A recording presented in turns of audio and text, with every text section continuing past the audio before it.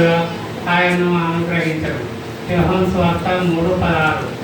నేను వెళ్ళి మీకు స్థలము సిద్ధపరిచిన ఎడల నేనున్న స్థలంలో నేనుండలాగున నేను మరలా వచ్చి నా యొద్ద నుండుటకు మిమ్మల్ని తీసుకొని పోదును. యోహాను సువార్త 14:3. నేనే మార్గమును సత్యమును జీవమునై ఉన్నాను, నా ద్వారా తప్ప ఎవడును తండ్రి యొద్దకు రాడు. యోహాను సువార్త 14:6. ద్రాక్షవల్లిని నేను, తీగలు మీరు. ఎవడు నా యందు నిలిచేయుండునో వాడు బహుగా ఫలించును. నాకు వేరుగా ఉండి మీరేమీ చేయలేరు.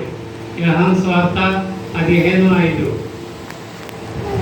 యెహోవా నా కాపరి, నాకు లేమి కలగదు. పచ్చికగల చోటులో అరుణ జయించున్నాడు.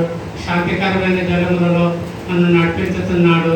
నా ప్రాణములకు సేవ చేస్తున్నాడు. తన నామమును బట్టి నన్ను నీతి మార్గములలో నడిపించుతున్నాడు. గాఢంధకారపు లోయలో నేను సంచరించినను ఏ అపాయములకు భయపడను. నీవు నాకు తోడయుందువు. నీ దండమును దుడ్డుకర్రయు నన్ను ఆదరించును. నా శత్రువుల ఎదుట నీవు నాకు భోజనము సిద్ధపరుచుతున్నావు.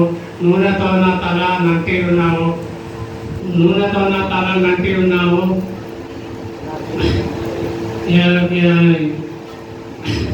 కీర్తనలో 23:1-6. కొండల తట్టున కన్నులెత్తుతున్నాను. నాకు సహాయము ఎక్కడి నుండి వచ్చును? యెహోవానే సహాయము కలుగును. ఆయన భూమి ఆకాశములను సృజించినవాడు. ఆయన నీ పాదమును తొట్టిల్లనీయడు. నిన్ను కాపాడువాడు కొనుకడు, నిద్రపోడు. యెహోవా నిన్ను కాపాడువాడు. నీ కుడి ప్రక్కన యెహోవా నీకు నీడగా నుండును. పగలు ఎండ దెబ్బైనను నీకు తగలదు. రాత్రికాల సమయంలో ఎండ దెబ్బైనను తగలదు.